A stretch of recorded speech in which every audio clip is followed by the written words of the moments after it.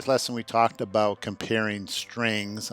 Being that they're objects, we had to use a special way to compare it with the dot equals. Well, all objects have a dot equals method built into them, but we're going to talk about how you can customize it for your own particular object. So I still have my start and my comparison files from before. Let me go ahead and lock these in place there. So you can see there's my project, but I also created another class called person. And what person does is actually going to store two pieces of information, a string of a name and an int of an age. And I went ahead and created a little input for them so that we can enter a specific name for a person and an age for a person. So that's already created for it. Notice we're using the scanner next line for the string, and we're using scanner next line for the integer, but we're then converting that string number into a actual integer that we can store into our int age. So in previous lessons we talked about how you convert one data type into the other one. So let's go back over here to start, and let's go ahead and we're going to create a new call here. We're going to call to compare person. So we're going to compare our person objects. So that's being done in our start. We had to use our object that we created for comparison. And now over here, we have to compare person. So I went ahead and created two persons, people, P1 and P2, using the new operator because we're creating a new object for each one of those. And I'm going to do a quick comparison here to see how they work. And we're going to compare using the double equals first. So P1 equals P2. The default for person is they're both pretty much empty. There's nothing really in them except for some default values. So let's see if that produces an equal sign or that produces the same. And you can see that they are different. Just like we did with strings, when I do the new operator, I go ahead and I create a new memory location to store them so I don't have anything equal with it. Now what's kind of curious here is if I set P1 equal to P2 and I go ahead and run that, what happens here is I get the same because now they're pointing to the same memory location where they're stored. So I create this P1 in memory and then I point P2 to exactly where P1 was, so everything works in that case. But normally that's not going to happen. You're going to create new objects and you want to compare them. So if I do the dot equals here, which is how we compare objects, so I'm going to take the P1 object and I'm going to check to see if it's equal to the P2 object. You'll notice I don't get any errors because equal already exists in the Java library for comparing objects. But if I go ahead and run that, they're different. So before I even got started, they're different. Well, what happens if I want to see if they are the same things? So let's go ahead and create these persons. Let's go ahead and give them some life, I guess. So we'll go ahead and call P1 and we'll call set info, and we'll take P2 and we'll set info. So we're gonna put some values inside of each one of those. Let's go ahead and run our program here. Oops, go ahead and run that again. There we go. So we'll enter a name for the first person, and that's Bob, and Bob is 50 years old. And then we're going to enter Bob, and Bob is 50 years old.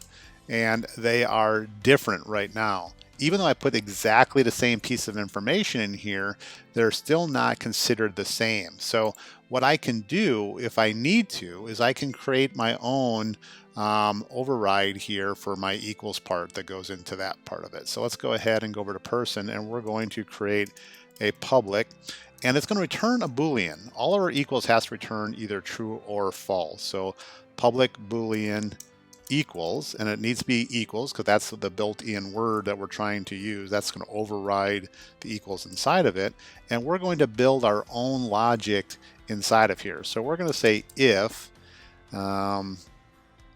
let's see, the current person we're in, their name equals the name of another, oops, we're comparing strings here, so we're going to have to do equals another person. And Eclipse is trying to be helpful, but it's actually making things a little more difficult. So do be careful for autocomplete for that.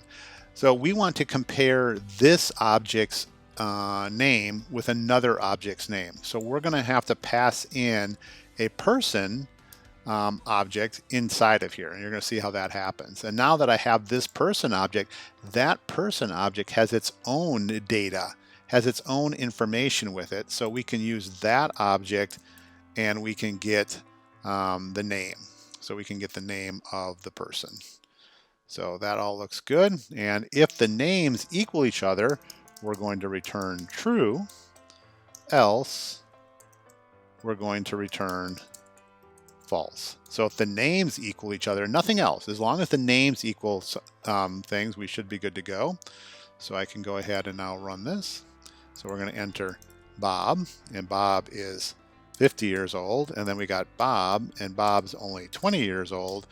Whoops, we did a little typo there. So let's go ahead and let's go ahead and rerun that. You got to be careful what I enter here. So Bob, who's 50, and Bob, who's 20, and they're the same.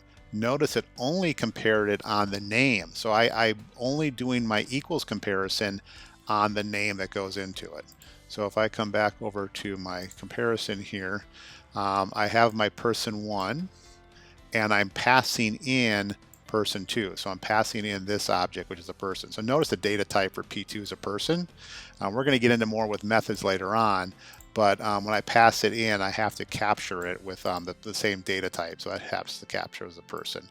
Now, if I want to also compare this, I can also use my AND operator, and I can say if age, in this case, equals P's.age, then everything will be the same, and I can go in, I can compare them. So if the first part's true and the second part, then I know I have exactly the same information. So let's go ahead and run this one more time. We're going to go ahead and do Bob, and we're going to do 50, and then we're going to do Bob and 20, and they will be different. But if I run it again now with Bob, who's 50, and Bob, who's 50, now I get the same.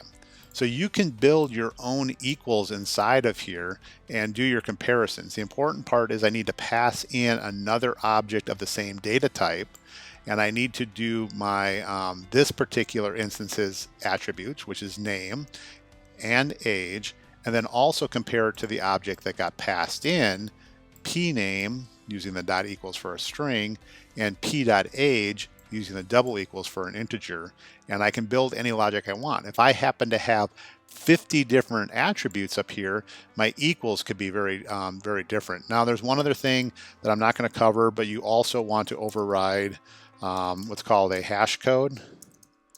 That's a little more advanced than what we're going to try to do in this particular class, but if you're going to override the equals, you're probably going to also want to override the hash code. So anyway, so that is doing your comparison with objects, and you're going to create your own method that's going to override the equals method. It's going to be a public, it's going to return a Boolean, either true or false. It's going to have the equals keyword. You're going to pass in an object, and you're going to compare it with anything you want to build your equals. String by default already has an equal sign, so you don't need to build anything fancy within that one. So I know it's a little confusing, but with a little practice, you'll be great at it. Thank you very much.